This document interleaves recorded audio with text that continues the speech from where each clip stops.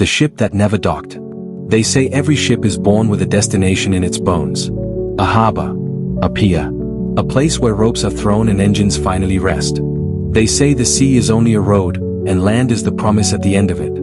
They are wrong. Far beyond shipping lanes and satellite maps, beyond storms that have names and currents that can be measured, there sails a vessel that was never meant to arrive. It does not circle the world. It circles time. It does not carry cargo. It carries the weight of unfinished lives. I first heard of it from an old dock worker whose hands shook as if they were still holding a rope that no longer existed. He told me of a black ship that appeared without wake, without sound, without origin. A ship that never rusted, never aged, and never flew a flag. It comes for those who are between, he said. Between choices. Between goodbyes. Between who they were and who they were supposed to become. I laughed then. Weeks later, standing on the deck of a research vessel in the Atlantic, I did not laugh. The fog rolled in without warning, thick as a wall built by invisible hands. The radar went blank, not broken, just empty, as if the sea itself had erased what lay ahead. And then the water began to glow faintly, like moonlight trapped beneath glass. Out of the mist came the ship. It was enormous, far larger than perspective should allow, its hull dark and smooth like polished stone. Lanterns burned along its sides with a soft, golden light that belonged to another century. There was no name on its bow. No sound of engines. Yet it moved, slow and deliberate, as if the ocean itself carried it forward out of respect. Our captain ordered a change of course. The wheel turned. The ship did not. The water carried us toward it. When our hull touched its side, every sound died at once. No wind. No waves. No voices. Only a deep, steady hum, like a heartbeat heard through walls. I stepped onto its deck. The wood was warm beneath my boots, as though it remembered every foot that had ever crossed it. The air smelled of salt, old rain, and something else, something like unopened letters, like apologies that had never found their way to a mouth. There were people everywhere. Men and women of all ages, in clothes from different decades, even different centuries. Sailors in worn uniforms, a woman in a faded evening dress, a child clutching a toy that looked far too old to still exist. They stood along the rails, in corridors, on staircases that spiraled into the ship's depths. All of them stared at the horizon. Waiting. A bell tolled somewhere deep inside the hull. Not loud. Heavy.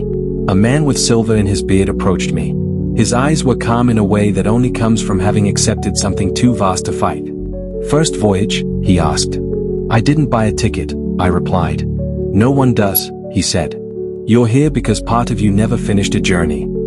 He told me the ship did not sail on water alone. It sailed on waiting. On longing. On the space between what was and what might have been. It appears when a life is in transit, he said. Not moving forward. Not able to go back.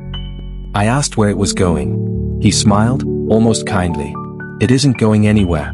It's remembering. Days passed, or something like days. The sun rose and set in ways that did not belong to any sky I knew. Sometimes there were two moons. Sometimes the stars rearranged themselves as if searching for their proper places. I walked the decks and listened to fragments of stories. A soldier who had boarded a train and never returned. A woman who had watched a ship sail away and spent the rest of her life waiting on the same shore. A man who had chosen ambition over love and wondered, every night, what would have happened if he had stayed. The ship held them all. Not as prisoners. As possibilities. At night, the hull whispered. Not in words, but in heartbeats laid upon heartbeats, thousands of them, overlapping. The ship was alive. Not like an animal, but like a memory that refuses to fade. It was built from every goodbye ever spoken at a harbor, every last look over a shoulder, every hand that waved until the one waving back disappeared. One evening, the sea ahead turned to glass. No waves. No wind. No sound. On the horizon, lights appeared. A city. A harbor.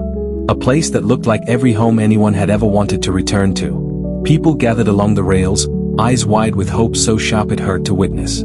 Is that it? Someone whispered. The silver-bearded man stood beside me.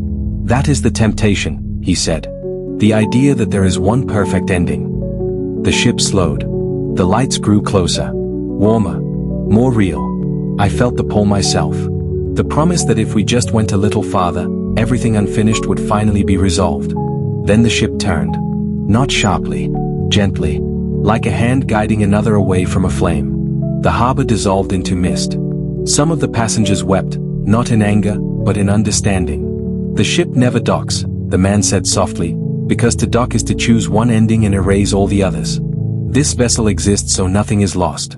Not even what might have been. I understood then. The ship was not a means of travel. It was a question made of wood and steel and memory. What if you had stayed? What if you had spoken? What if you had waited? What if you had gone? It carried all the versions of those questions, all the lives that branched and turned and faded. When it finally released me, there was no farewell. One moment I stood on its deck, watching the horizon ripple like a thought forming.